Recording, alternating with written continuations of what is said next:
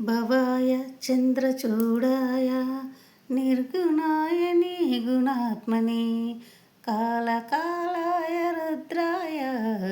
नीलग्रीवाय मङ्गलं वृषरूढाय भीमाय वज्रचारम्बराय चे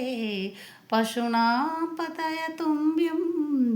गौरीकान्ताय मङ्गलं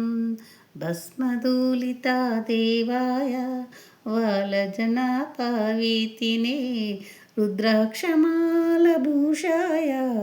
वामकेशाय मङ्गलं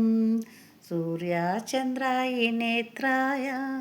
नमो कैलासवासिने सच्चिदानन्दरूपाय ब्रह्मदेशाय मङ्गलम् ॐ नमः शिवाय हर हर हर हर महादेव शम्भो शङ्कर।